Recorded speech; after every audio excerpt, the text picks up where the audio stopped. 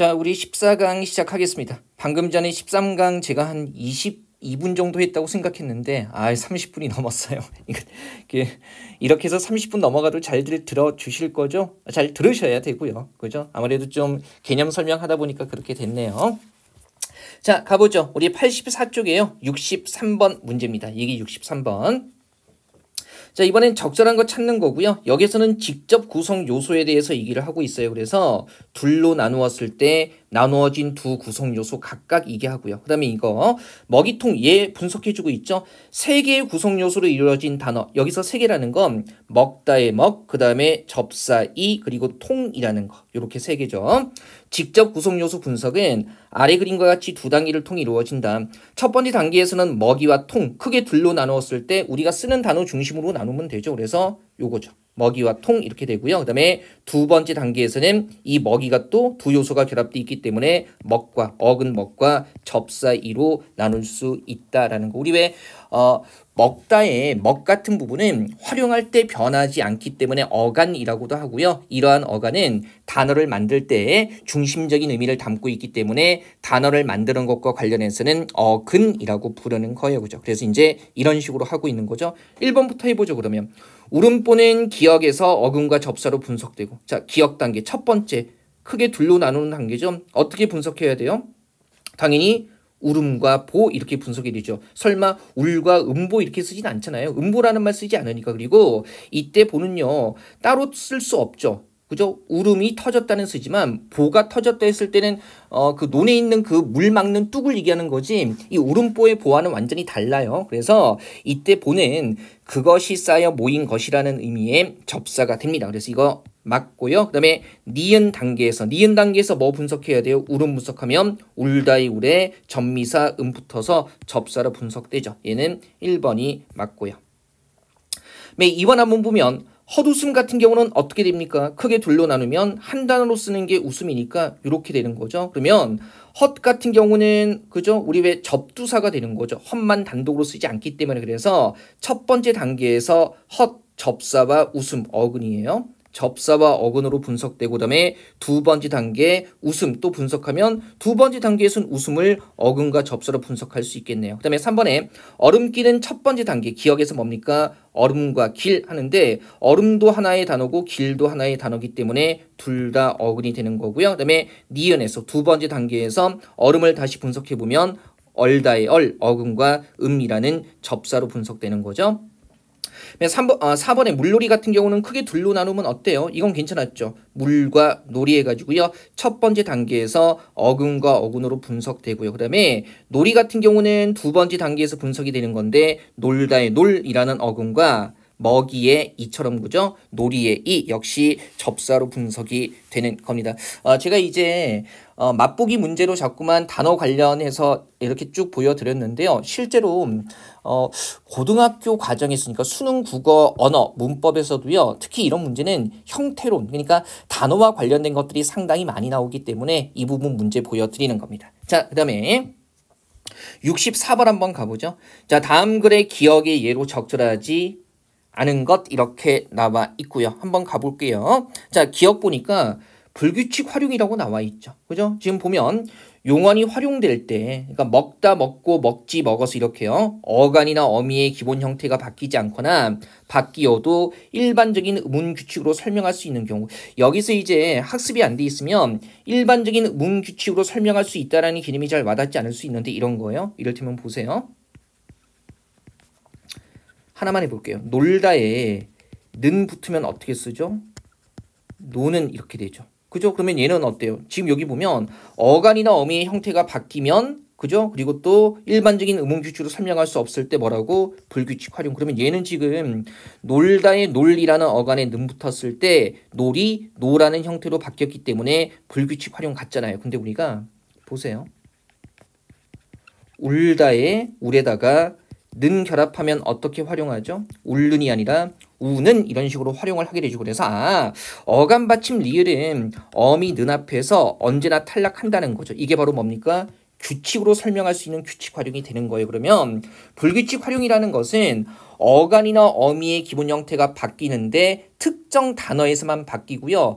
일정한 조건으로 설명되지 않는 것들을 이야기를 하는 거죠. 그래서 예까지 들어주고 있어요. 그녀가 모자를 벗는다. 그 다음에 그녀가 모자를 벗으며 해가지고요. 가에 대한 설명 보면 어간 벗 뒤에 어미 음여가 붙었을 때 어간의 형태가 바뀌지 않는 규칙 활용이라고 해가지고죠. 보죠? 벗다의 벗 그대로 남아있고요. 그 다음에 나 같은 경우에 집을 짓고 이러고 있는데 집 뒤에 뭐가 붙었을 때 음여가 붙었을 때 어간의 형태가 뭐로 바뀌었어요? 지로 바뀌었다라는 얘기를 하고 있는 거죠. 그러면 1, 2, 3, 4번에 이제 어간의 형태가 바뀌었는지 안 바뀌었는지 기본형에서 출발하면 되는 거죠. 보세요. 1번에 그는 우물에서 물을 퍼 그러면 우리 기본형이 뭐예요? 어떤 단어? 이거는 쉽죠. 푸다의 푸에다가 결합했는데 지금 어간 푸가 그대로 유지되지 않잖아요. 그럼 이건 뭐예요? 불규칙. 그죠? 일단 배우지 않았어도 제시문 내용으로 적용해 볼 수 있죠. 푸에 이게 우가 빠지고 피읍에 어가 붙은 거죠. 그 다음에 2번에 그는 형의 말을 비밀로 묻어 두었다. 그러면 얘는 묻다의 묻 여기에다가 결합한 건데 어간 묻 형태 그대로 유지되고 있기 때문에 이거 불규칙 활용 아니네요. 그 다음에 3번에 그녀는 음악을 들으면서라고 했을 때 얘는 뭐예요? 듣다의 듣 어간에다가 음연서가 결합한 건데 듣 그죠? 이 어간이 들으면서에서 들로 바뀌었기 때문에 불규칙이고요. 그 다음에 4번도요. 그녀는 어머니를 도와라고 했을 때 얘는 기본형이 뭐예요? 돕다죠. 어머니를 돕다에다가 아가 붙었는데 돕이라는 어간의 형태가 그대로 나타나지 않으니까 얘도 불규칙 활용이 되는 거죠. 그죠? 그래서 이 범주도 학습해두면 빠르게 할 수 있는 범주죠. 자, 충분히 제시문으로 접근할 수도 있습니다. 하지만 제가 강조하는 바는 시간 줄이기 위해 학습이 필요하다는 거예요. 그 다음에 65번이요. 자, 이것도 보니까 보기 1 참고해서 보기의 문장을 분석한 겁니다. 자, 볼게요. 문장의 성립을 위해서 서술어, 풀이해주는 말이죠. 얘가 반드시 필요로 하는 문장 성분의 개수를 서술어의 자릿수라고 한다 하면서 이제 분석까지 해주고 있어요. 보세요.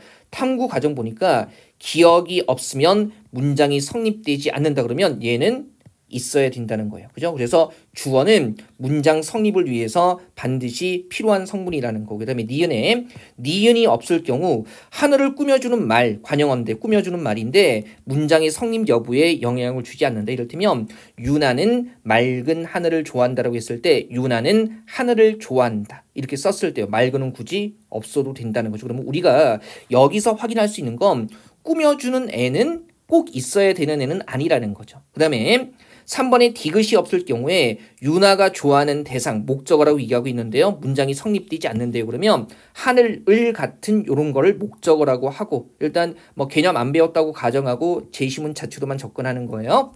이런 것도 꼭 있어야 된다는 거죠. 그래서 탐구 결과 좋아한다는 주어와 목적어가 꼭 있어야 되는 주어, 목적어 두 개가 필요하니까 몇 자리? 두 자리 서술어다 이렇게 되는 거죠. 그럼 보세요. 지금 우리가 여기에서 유사하게 적용해서 기억이나 니은이나 둘 다 뭡니까?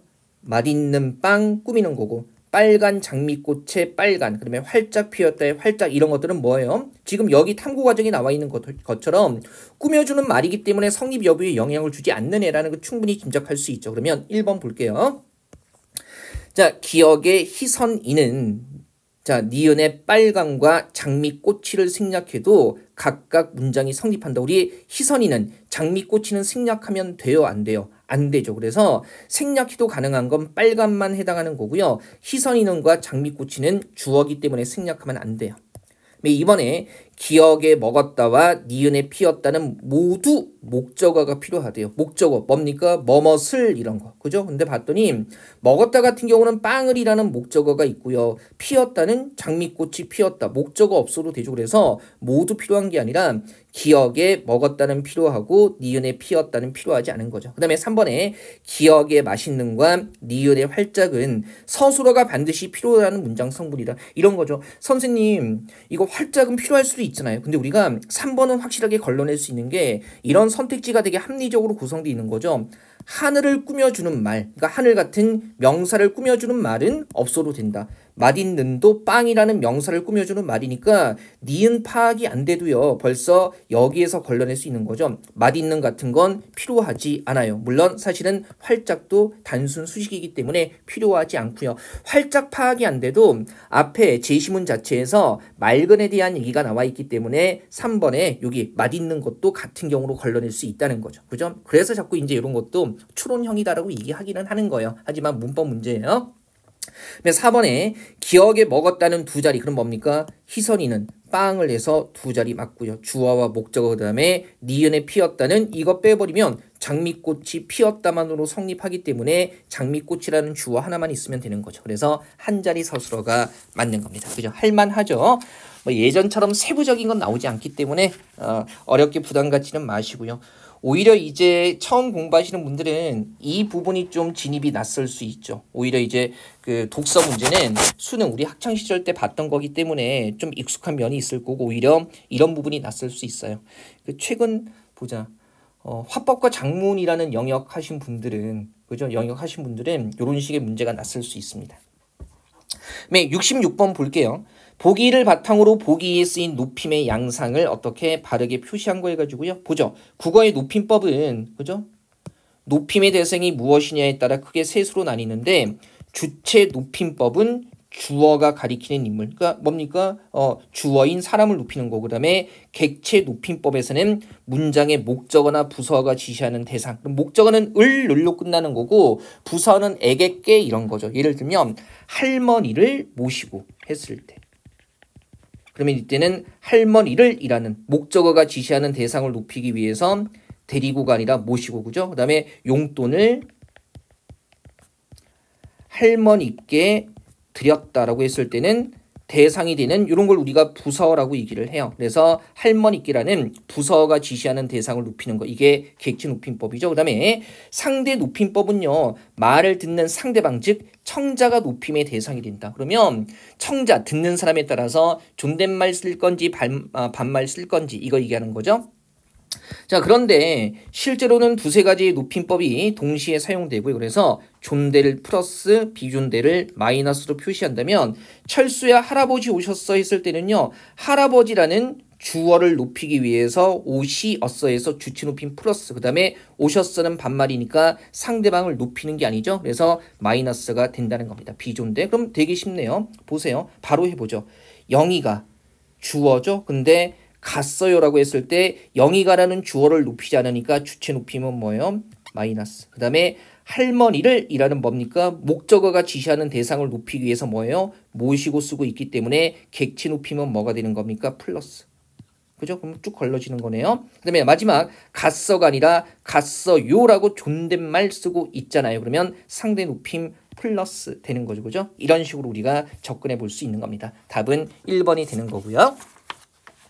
자, 70번까지 마저 가볼까요? 이제 뒤쪽은 쉽습니다. 이것도 이제 표준 언어 예절과 관련해 가지고요.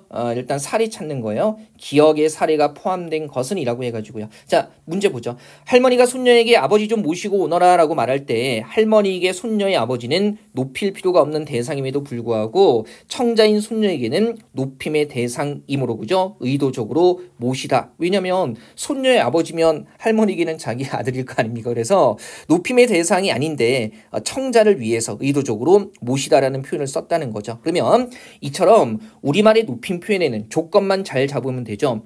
화자에게는 말하는 사람에게는 높이지 않아도 되는 대상을 청자를 의식해서 높여주는 경우가 있다. 그러니까 청자에게는 높임의 대상이 되기 때문에 높여준다는 거죠. 보세요. 그러면 1번에는 화자가 누구예요? 손녀네요. 손녀가 화자죠. 근데 아버지가 방에서 잡니다라고 했을 때 일단 손녀에게 아버지는요. 높이지 않아도 되는 대상이 아니라 높여야 하는 대상이에요. 그래서 이거는 당연히 안 되는 거죠. 지금 화자와 문장의 주어의 관계만 파악해도 금방 풀리는 문제예요. 그죠? 그리고 이제 할아버지에게 아버지가 방에서 잡니다라고 이 높임법을 쓰지 않는 건 우리가 이거 압존법이라고 얘기를 해요. 그죠? 그러니까 쉽게 생각하면 아버지보다 할아버지가 더 어른이기 때문에 할아버지 앞에서 아버지를 높이지 않는 거죠. 존대하는 것을 눌러주는 겁니다. 어쨌든 이 조건에 따라서 파악했을 때 1번이 안 된다는 건 보이고 그다음에 2번에 큰아버지가 화자예요. 조카에게 철호야 너희 아버지는 나가셨니? 라고 해가지고 그러면 큰아버지니까 철호 아버지보다 더 윗사람 어른이죠. 그래서 큰아버지에게는 높이지 않아도 되는데 철호를 의식해서 아버지 나가셨니라고 그죠? 높여주는 경우가 되기 때문에 2번은 맞아요. 그 다음에 3번에 회사 직원이 상사에게 오늘 세종시로 출장 가시죠라고 했을 때 자 뭡니까? 당연히 상사는 회사 직원에게 뭡니까? 높이지 않아도 되는 대상이 아니라 높이는 대상이 되는 거죠. 그래서 출장 가시라고 쓴 거기 때문에 3번도 높이지 않아도 되는 대상을 높여주는 경우에 해당하지는 않습니다. 참고 삼아 말씀드리면요. 직장에서는 직급에 상관없이 상호 서로 높여줘야 되는 겁니다. 상호 높임말 써야 되고요. 4번에 동생이 화자인데 동생이 형에게 어제 받은 세뱃돈을 어머니께 드렸어. 그러면 당연히 뭡니까? 어머니는 화자인 동생에게 높이지 않아도 되는 대상이 아니라 높여야 하는 대상이기 때문에 얘도요. 기억의 사례에 포함되지는 않죠. 이제 이런 식의 문제도 출제가 되는 겁니다. 자, 그다음에 68번 한번 보시면요. 기억 디귿에 해당하는 예를 바르게 짝지은 거 해가지고요. 여기서는 지금 뭐 얘기하고 있어요? 자, 하나의 언어 표현이 둘 이상의 의미를 나타내는 것을 뭐라고? 중의성이라고 하는데 세 가지 양상. 첫째, 어휘적 중의성은 문장에 사용되는 어휘 특성에 따라 문장이 중의적으로 해석되는 건데 쉽네요. 다이어나 동음 이어를 통해서 실현이 된대요. 그래서 한 단어가 여러 의미를 가지고 있거나 아니면 동음 이어, 발음은 같지만 뜻이 다른 단어죠. 그런 것들을 사용해서 두 가지 이상의 의미로 해석이 된다는 겁니다. 그 다음에 구조적인 중의성이라는 것은 이런 말이 좀 어렵죠.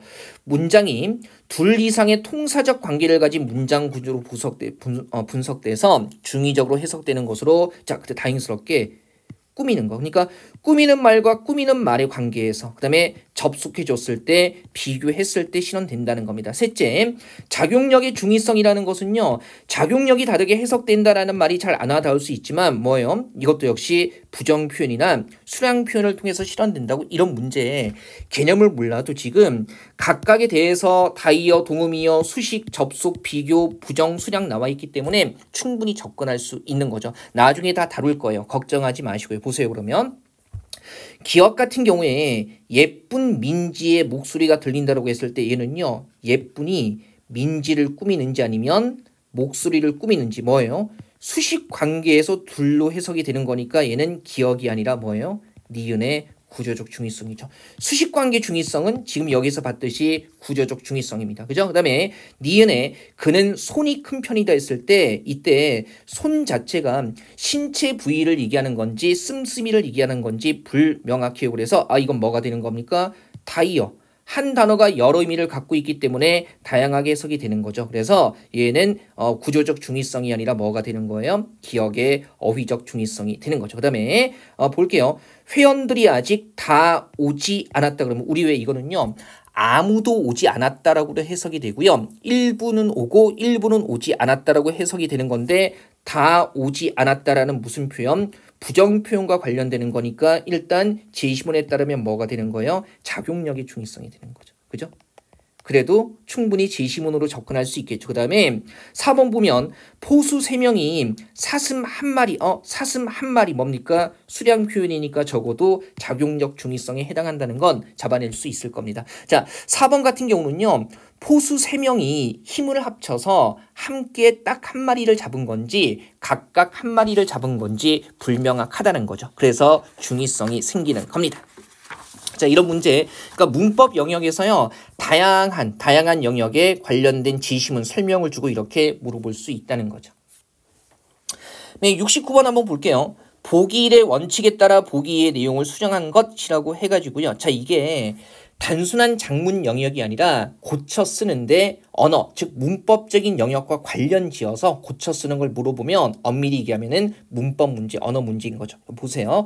다행히 이제 보기 1에 화제 누락하지 않는다. 보기 1은 책으로 같이 보시죠. 그 다음에 주어와 서술어가 호응되도록 한다. 그리고 필요한 문장 성분이 생략되지 않도록 한다. 그 다음에 글의 내용이 주제에서 벗어나지 않도록 한다 등등 해가지고요. 다 조건 나와 있고요. 1, 2, 3, 4번에 나란히 비교하면서 볼 수 있죠. 그럼 보세요. 일단 1번 보니까 기억에 제시한 내용을 둘째 문단에서 모두 언급하도록 관련 내용을 추가한다. 그러면 이게 언급한 화지를 누락하지 않는다와 연결이 되는 건데 기억 보니까 어떤 문은 안으로만, 어떤 문은 밖으로만, 어떤 문은 안팎으로 다 열리는지 궁금하지 않으세요? 해가지고요. 화제가 세 가지인데 이 문단 보니까 그죠? 안으로 열리는 거. 그죠? 그 다음에 뭡니까? 밖으로 열리는 거에서 끝나고 있어요. 안팎으로 열리는 건 다루지 않고 있기 때문에 1번 관련 내용 추가하는 거 맞습니다. 그 다음에 2번 보세요. 니은은 사람들이와 호응하지 않으므로 느끼겠지요. 그래서 니은 보면서 사람들이 느껴지겠지요. 이성하니까 사람들이 이렇게 느끼겠지요로 바꾸는 거 맞지 않나 싶겠지만 우리 앞에도 말씀드렸잖아요. 이게 걸려있는 전체 문장을 보셔야 한다고 그러면 만약 사람들이 사무실 문을 밖으로 열게 된다면 해서 사람들이라는 주어하고 자 밖으로 열게 된다면 그리고 열린 문 때문에 좁아진 복도가 우리 왜 느껴지겠지요의 주어는 뭡니까? 좁아진 복도가요. 그러면 좁아진 복도가 답답하게 느껴지겠지요라고 했을 때 얘는 고칠 필요가 없는 거죠. 오히려 느끼겠지요로 고치게 되면 좁아진 복도가 답답하게 느끼겠지요 이렇게 됩니다. 그래서 말이 안 되는 거죠. 그죠? 그래서 2번이 잘못된 거고요. 자, 그다음에 디귿 같은 경우에 문장의 뜻을 명확히 하기 위해 필요한 성분을 보충한다라고 해가지고요. 그죠? 자, 한번 봤더니요. 또 복도를 지나는 사람이 부딪힐 수도 있습니다. 우리 왜 부딪히다라는 말 자체는요. 부딪히는 대상이 필요하죠. 그래서 복도를 지나는 사람이 문에 부딪힐 수도 있습니다. 이런 식으로 써줘야 되는 거죠. 얘는 고친 문장을 안 보여주고 있고요. 그죠? 방향만. 뜻을 명확히 하기 위해 필요한 성분을 보충한다. 그 다음에 4번 보면 리을은 글의 통일성에 어긋남으로 삭제한다. 지금 보세요. 이 전체 글은요. 문이 열리는 방향에 대해서 얘기를 하고 있는데 그죠? 근데 여닫이문은 미닫이문에 비해서 문을 여닫기 위한 공간이 많이 필요합니다라고 해가지고요.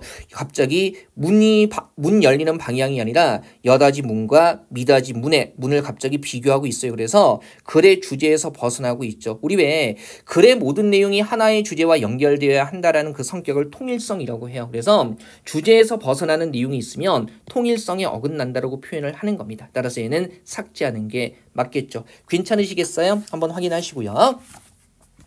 마지막 문제입니다. 이제 70번이 이 담화 성황에 쓰이는 여러 가지 지시 표현이나 대용 표현 확인하는 거고요. 우리가 이제 연습하는 거기 때문에 여기서는 되게 쉽게 풀리는 문제를 제가 넣어놨는데요. 실제로 이제 현재 수능 국어에 나오는 거 보면 대화가 조금 더 길고요. 단순히 이그저를 넘어서서 뭐 오다 가다라는 표현이 화자에게 이동하는 건지 화자로부터 멀어지는 건지 이런 복합적인 상황을 분석하는 문제들이 출제가 돼요. 그래서 연습은 일단 이걸로 확인하시고요. 조금 더 어려운 지문으로 연습하기는 하셔야 합니다. 그죠? 개념적인 것은 여기서는 그렇게 크게 중요하지는 않아요. 이 담화 부분에서는. 가보죠. 그러면 일단 대화 나와 있고요. 1번부터 볼게요. 기억은 인칭이나 시간을 가리키는 단어가 아니래요. 그러면 그쪽이 이번 대회에서 우승하셨다면서요 라고 해가지고 우리 왜 어떤 말을 바로 꺼내기 힘들거나 그죠? 좀 머뭇댈 때 이렇게 쓰는 거죠. 당연히 A가 얘기하는 같은 경우는 자신의 낮춤말이 아닙니다. 그죠? 그래서 이거 맞고요. 그 다음에 니은이 B에 걸려있죠. 네 감사해요. 그런데 여기 계시던 분은 어디 가셨죠? 그랬을 때 여기는 뭘 가리키는 말이에요? 그죠? 여기 장소를 가리키는 거죠. 인칭은요. 사람을 가리키는 말을 뜻하는 거예요. 그래서 2번 틀렸고요. 그 다음에 잠시 전화하신다고 나가셨어요. 접대 보니 저번에 이런 뜻이죠. 항상 같은 시간에 어머니께 전화 드리더라고요. 라고 해가지고요. 이거 당연히 과거 나타내는 거 맞고요. 그 다음에 효자시네요. 참 그쪽에서라는 건 상대방. 청자 가리키는 거 맞고요. 그 다음에 저번에 많이 와주셔서 정말 감사했어요 했더니 그래요. 다행이네요. 워낙 이쪽 사람들이 적극적이더라고요. 라고 해가지고요. 이쪽이라는 것은 화자를 포함한 집단을 가리키는 데 사용된 거 맞습니다. 이 담화 부분의 지시 표현이나 대용 표현은요. 우리가 쓰는 일상적인 대화 수준에서 크게 벗어나지는 않아요. 그래서 실수만 안 하면 거의 틀리지 않는 문제입니다. 그죠? 가볍게 한번 확인하시고요. 자, 이렇게 해서 우리가 이제 언어 쪽까지 봤고요. 여러분들이 아마 가장 기다렸던 부분이 아닐까 싶습니다. 그래서 이제 논리 부분이 이어지는데 이 부분은요 15강에서 계속 이어서 진행할 거고요. 이 논리 부분은 2번으로 나누지 않고 한 3번 정도로 나눠서 좀 진행을 해 보겠습니다. 좀 설명할 것들이 있기 때문에 자 문제 미리 잘 풀어두시고요. 복습도 잘 해주세요. 14강은 이렇게 해서 마무리하겠습니다.